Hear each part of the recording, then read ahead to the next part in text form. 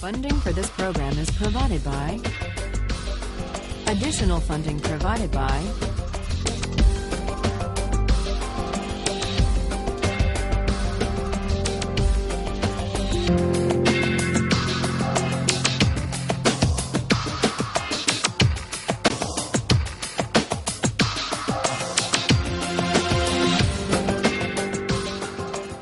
When we finished last time, we were looking at John Stuart Mill's attempt to reply to the critics of Bentham's utilitarianism. In his book, Utilitarianism, Mill tries to show that critics to the contrary, it is possible within the utilitarian framework to distinguish between higher and lower pleasures. It is possible to make qualitative distinctions of worth, and we tested that idea with the Simpsons and the Shakespeare excerpts.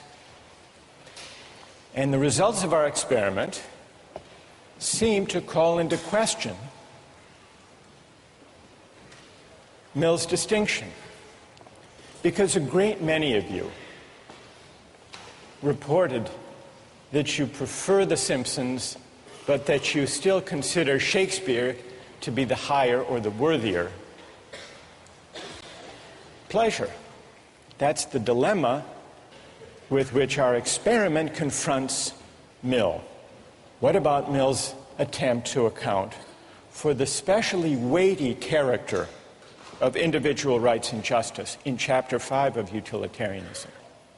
He wants to say that individual rights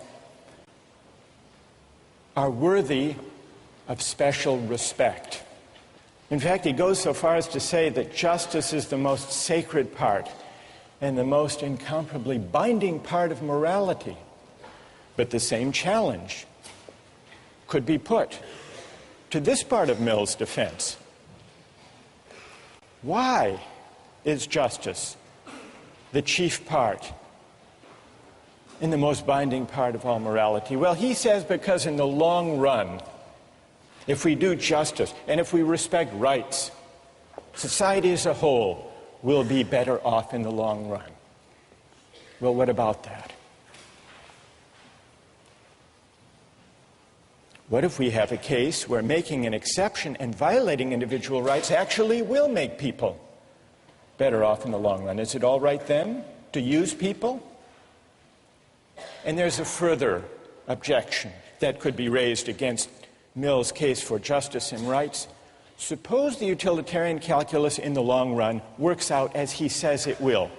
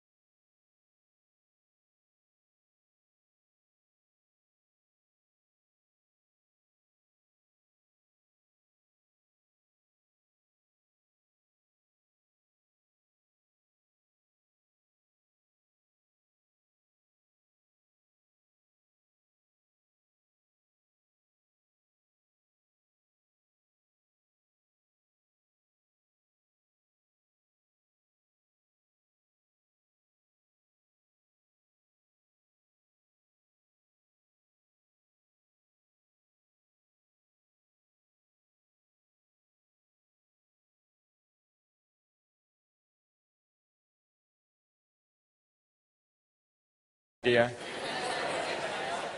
That's a big number. During the Clinton years, remember there was a controversy. Donors, big campaign contributors, were invited to stay overnight in the Lincoln bedroom at the White House. I think if you contributed $25,000 or above, someone figured out at the median contribution that got you invited to stay a night in the Lincoln bedroom, Bill Gates could afford to stay in the Lincoln bedroom every night for the next 66,000 years.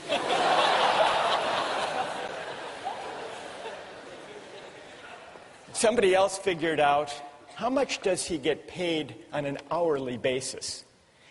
And so they figured out, since he began Microsoft, suppose he worked, 14 hours per day. Reasonable guess. And you calculate this net wealth. It turns out that his rate of pay is over $150, not per hour, not per minute, $150, more than $150 per second. Which means that if on his way to the office, Gates noticed a $100 bill on the street, it wouldn't be worth his time to stop and pick it up.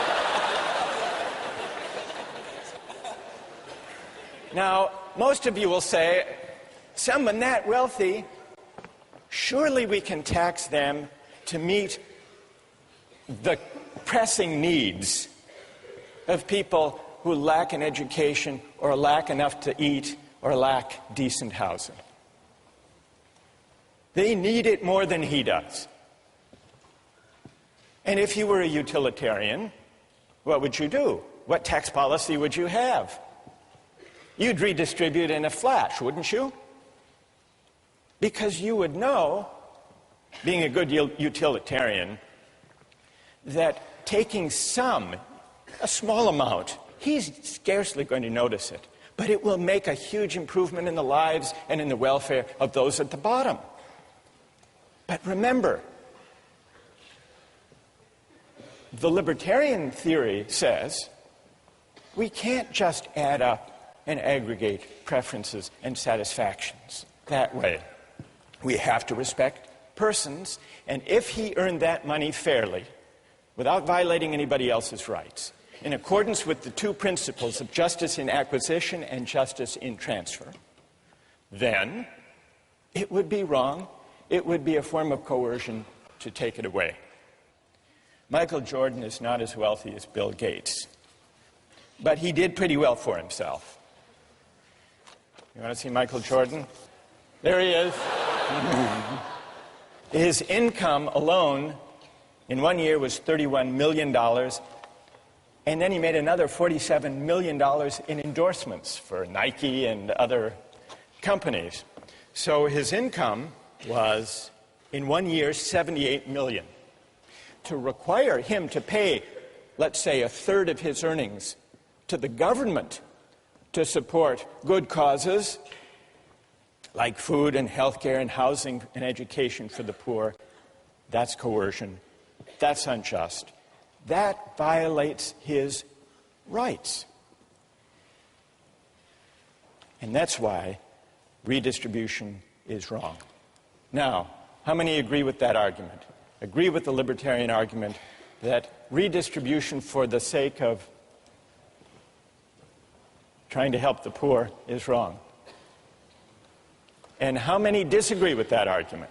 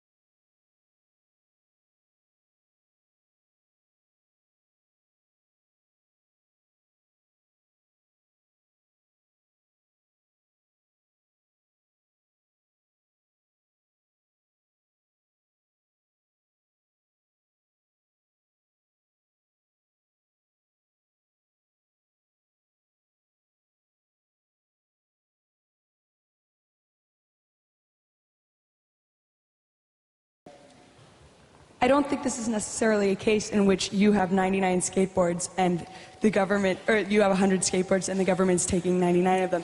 It's like you have more skateboards than there are days in a year. You have more skateboards than you're going to be able to use in your entire lifetime, and the government is taking part of those. And I think that if you're operating in a society in which the government doesn't redistribute wealth, that allows for people to amass so much wealth that people who haven't started from the equal footing in our hypothetical situation that doesn't exist in our real society get undercut for the rest of their lives. So you're worried that if there isn't some degree of redistribution, if some are left at the bottom, there will be no genuine equality of opportunity. All right? The idea that taxation is theft. Nozick takes that point one step further.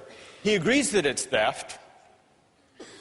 He's more demanding than Joe. Joe says it is theft. Maybe in an extreme case it's justified.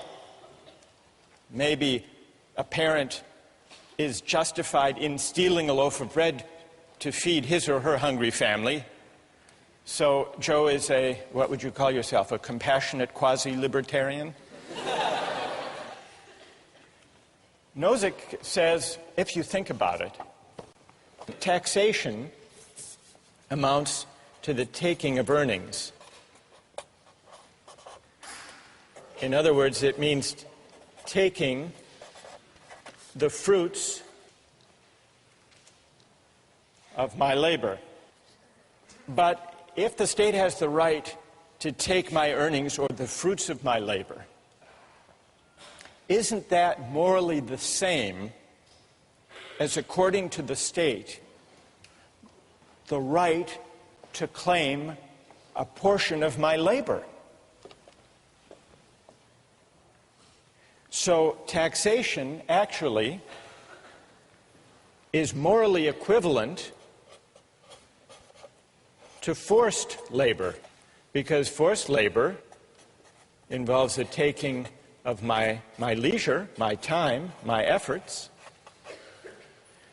just as taxation takes the earnings that I make with my labor.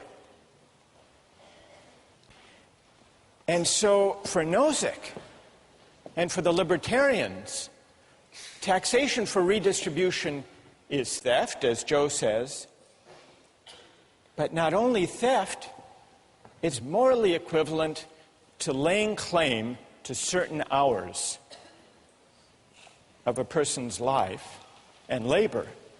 So it's morally equivalent to forced labor. If the state has a right to claim the fruits of my labor, that implies that it really has an entitlement to my labor itself. And what is forced labor? Forced labor, Nozick points out, is what? Is slavery.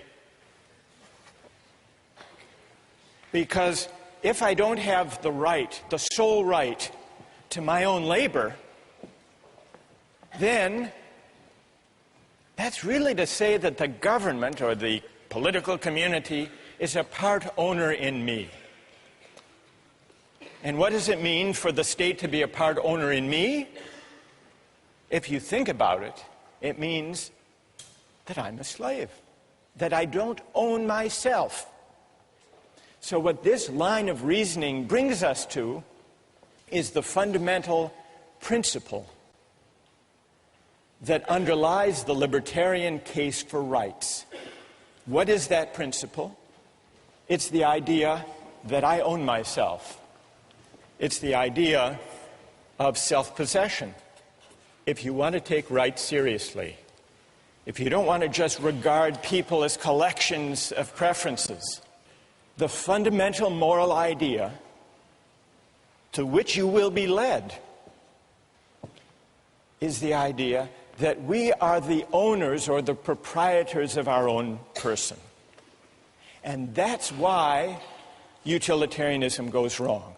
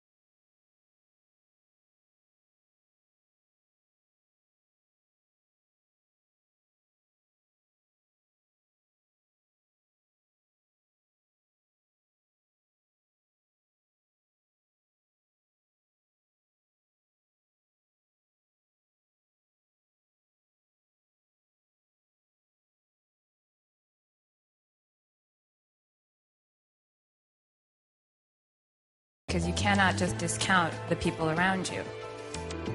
We were talking last time about libertarianism. I want to go back to the arguments for and against the redistribution of income. But before we do that, just one word about the minimal state. Milton Friedman, a libertarian economist, he points out that many of the functions that we take for granted as properly belonging to government don't. They are paternalist. One example he gives is Social Security. He says it's a good idea for people to save for their retirement during their earning years, but it's wrong. It's a violation of people's liberty for the government to force everyone, whether they want to or not, to put aside some earnings today for the sake of their retirement. If people want to take the chance, or if people want to live big today and live a poor retirement, that should be their choice. They should be free to make those judgments and take those risks. So even Social Security would still be at odds with the minimal state that Milton Friedman argued for. It's sometimes thought that collective goods like police protection and fire protection will inevitably create the problem of free riders unless they're publicly provided. But there are ways to prevent free riders. There are ways to restrict even seemingly collective goods like fire protection. I read an article a while back about a private fire company, the Salem Fire Corporation in Arkansas. You can sign up with the Salem Fire Corporation, pay a yearly subscription fee, and if your house catches on fire, they will come and put out the fire. But they won't put out everybody's fire. They will only put it out if it's a fire in the home of a subscriber or if it starts to spread and to threaten the home of a subscriber. The newspaper article told the story of a homeowner who had subscribed to this company in the past but failed to renew his subscription. His house caught on fire. The Salem Fire Corporation showed up with its trucks and watched the house burn, just making sure that it didn't spread. The fire chief was asked, well, he wasn't exactly the fire chief, I guess he was the CEO. He was asked, how can you stand by with fire equipment and allow a person's home to burn? He replied, once we verified there was no danger to a member's property, we had no choice but to back off according to our rules. If we responded to all fires, he said, there would be no incentive to subscribe. The homeowner, in this case, tried to renew his subscription at the scene of the fire, but the head of the company refused. You can't wreck your car, he said, and then buy insurance for it later. So even public goods that we take for granted as being within the proper province of government can, many of them, in principle, be isolated, made exclusive to those who pay. That's all to do with the question of collective goods and the libertarians' injunction against paternalism. But let's go back now to the arguments about redistribution. Now, underlying the libertarians' case for the minimal state is a worry about coercion. But what's wrong with coercion? The libertarian offers this answer. To coerce someone, to use some person for the sake of the general welfare, is wrong because it calls into question the fundamental fact that we own ourselves, the fundamental moral fact of self-possession or self-ownership. The libertarians' argument against redistribution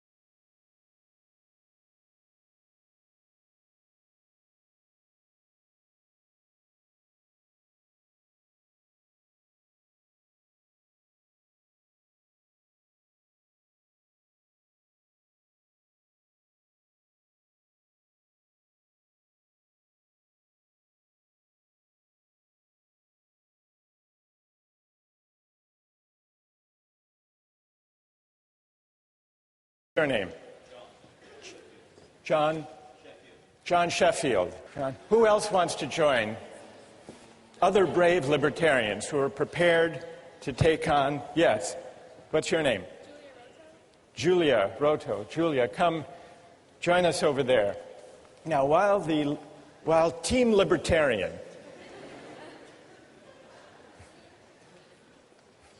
Julia, John, Alex, while Team Libertarian is gathering over there, let me just summarize the main objections that I've heard in class and on the website. Objection number one. And here, I'll come down to, I want to talk to Team Libertarian over here.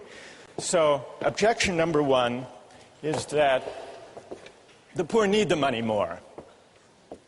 That's an obvious objection. A lot more than do Bill Gates and Michael Jordan. Objection number two, it's not really slavery to tax, because at least in a democratic society, it's not a slaveholder. It's Congress. It's a democratic... You're smiling, Alex, already. You're confident you can reply to all of these? So, taxation by consent of the governed is not coerced. Third, some people have said, don't the successful, like Gates, owe a debt to society for their success that they repay by paying taxes? Who wants to respond to the first one? The poor need the money more. All right. And you're? John. John. All right, John. What's the answer? Here, I'll hold it. All right. The poor need the money more. That's quite obvious. I could use the money. You know, I certainly wouldn't mind if Bill Gates gave me $1 million. I mean, I'd take 1,000. But at some point, you have to understand that the benefits of redistribution of wealth don't justify the initial violation of the property right. If you look at the argument, the poor need the money more, at no point in that argument do you contradict the fact that we've extrapolated from agreed upon principles that people own themselves. We've extrapolated that people have property rights. And so whether or not it would be a good thing or a nice thing or even a necessary thing for the survival of some people, we don't see that that justifies the violation of the right that we've logically extrapolated. Good. Okay. And so that also, I mean, there still exists this institution of like individual philanthropy. Milton Friedman makes this argument. All right, so Bill Gates Chicago. can give to charity if he wants to. Right. But it would still be wrong to coerce him. Exactly. To meet the needs of the poor. Exactly. Are the two of you happy with that reply? Anything to add? All right. Go ahead, Julie. I think, Julia, yes. Julia. I think I could also add, I guess I could add that there's a difference between needing something and deserving something. I mean, in an ideal society, everyone's needs will be met, but here we're arguing what do we deserve as a society. And, yeah. And the poor don't deserve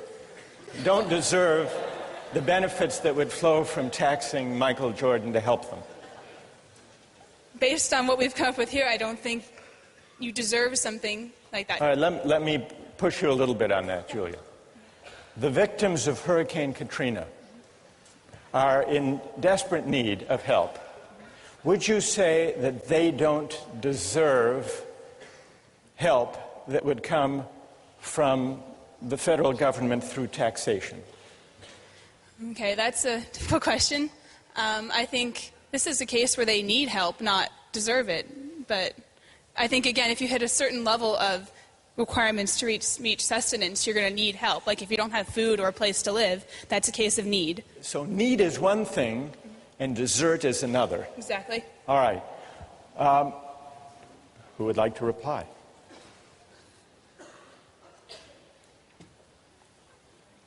Yes. Going back to the first point that he made about the property rights of the individual, the property rights are established and enforced by the government, which is a democratic government, and we have representatives who enforce those rights. If you live in a society that operates under those rules, then it should be up to the government to decide how those resources that come about through taxation are distributed, because it is through the consent of the government. If you disagree with it, you don't have to live in that society where that operates. All right, good. So, and tell me your name. Raul? Raul is pointing out, actually, Raul is invoking point number 2. If the taxation is by the consent of the governed, it's not coerced, it's legitimate. Bill Gates and Michael Jordan are citizens of the United States. They get to vote for Congress. They get to vote their policy convictions, just like everybody else. Who would like to take that one on? John? Basically, what the libertarians are objecting to in this case is the middle 80% deciding what the top 10% are doing for the bottom 10%. Wait, John. No, I was excited. Majority. Don't you believe in democracy? Well, right, but at some point... Don't you believe in, I mean, you say 80%, 10% majority. Majority rule is what?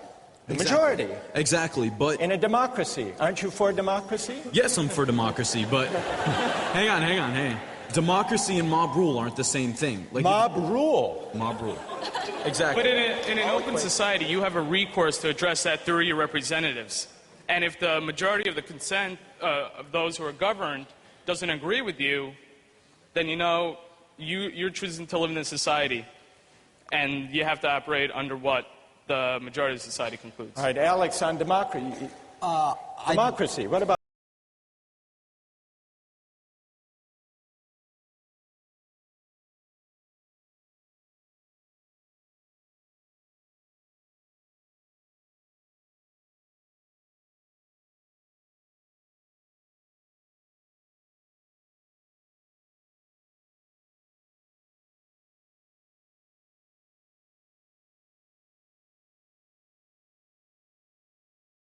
the country. But Alex, let me make a small case for democracy and see what you would say.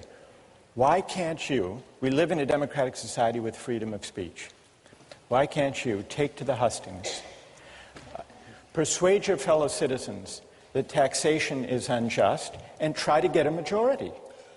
I don't think that people should have to convince 280 million others simply in order to exercise their own rights, in order to not have their self-ownership violated. I think people should be able to do that without having to convince 280 million people. Does that mean you're against democracy as a whole?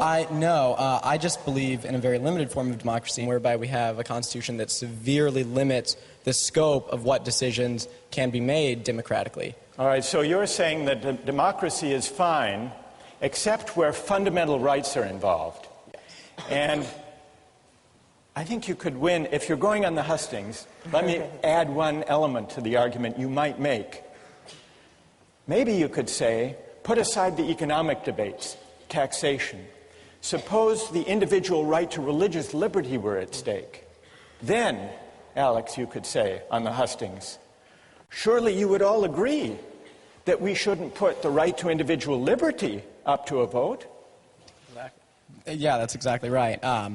And that's why we have constitutional amendments and why we make it so hard to amend our Constitution. So you would say that the right to private property, the right of Michael Jordan to keep all the money he makes, at least to protect it from redistribution, is the same kind of right with the same kind of weight as the right to freedom of speech, the right to religious liberty, rights that should trump what the majority wants. Absolutely. The reason why we have a right to free speech is because we have a right to own ourselves, to exercise our voice in any way that we choose. All right. Good. All right. So all right. Who would like to respond to that argument about democracy being, okay, up there, stand up.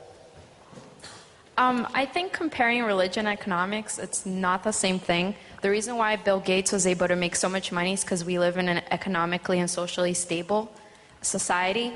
And if the government didn't provide for the poorest 10%, as you say, through taxation, then we would need more money for police to prevent crime. And so either way, like, there would be more taxes taken away to provide what you guys call, like, the necessary things that the government provides. What's your name? Anna? Anna, let me ask you this. Why is the fundamental right to religious liberty different from the right Alex asserts as a fundamental right to private property, and to keep what I earn. What's the difference between the two? Because you wouldn't be able to make money, you wouldn't be able to own property if there wasn't a if society wasn't stable. And that's completely different from religion. That's like something personal, something that you can practice on your own in your own home. Whereas, like, me practicing my religion is not going to affect the next person. But if I'm poor and I'm desperate, like, I might commit a crime to feed my family, and that can affect others. Okay, good, thank you. Would it be wrong for someone to steal a loaf of bread to feed his starving family? Is that wrong? I believe that it is. Let's take a quick poll of the three of you. You say yes, it is wrong. It violates property rights. It's wrong. Even to save a starving family? I mean, there are definitely other ways around that. And by justifying... No, hang on, before you laugh at me. That didn't work. Before justifying the act of stealing, you have to look at violating the right that we've already agreed exists, the right of self-possession and the possession of, your own things. We agree on property rights. All right, we agree at stealing, yeah, so property rights stealing. is not the issue. All right, but... So why is it wrong to steal even to feed your starving family? Sort of the original argument that I made in the very first question you asked. The benefits of an action don't make the action just. What would you say, Julia? Is it all right to steal a loaf of bread to feed a starving family, or to steal a drug that your child needs to survive? I think I'm okay with that, honestly. Even from a libertarian standpoint, I think that, saying that you can just take money arbitrarily from people who have a lot to go to this pool of people who need it, but you have an individual who's acting on their own behalf to kind of save themselves. I think you said from the idea of like self-possession, they're also in charge of protecting themselves and keeping themselves alive. So therefore, even from a libertarian standpoint, that might be okay. All right, that's good. That's good. All right, what about number 3 up here? Isn't it the case that the successful, the wealthy, owe a debt? They didn't do that all by themselves. They had to cooperate with other people. That they owe a debt to society, and that's expressed in taxation. You want to take that on, Julie? Okay, this one, I believe that there is not a debt to society in the sense that how did these people become wealthy? They did something that society valued highly. Something that society has already been providing for them. If anything, I think everything's canceled out. They provided a service to society, and society responded by somehow they got their wealth. So be concrete. In the case of Michael Jordan, to illustrate your point, there were people who helped him make the money, the teammates, the coach, people who taught him how to play. But you're saying they've all been paid for their services.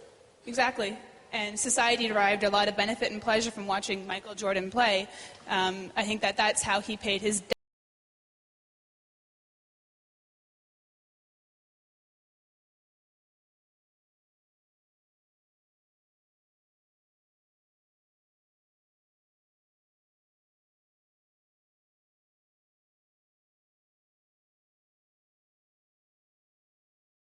Kill someone because they offend me, that is self-possession. Because I live in a society, I cannot do that. I think it's kind of equivalent to say, because I have more money, I have resources that can save people's lives. Is it not okay for the government to take that from me? It's self-possession only to a certain extent, because I'm living in a society where I have to take account of the people around me. So are you questioning, what's your name? Victoria. Victoria, are you questioning the fundamental premise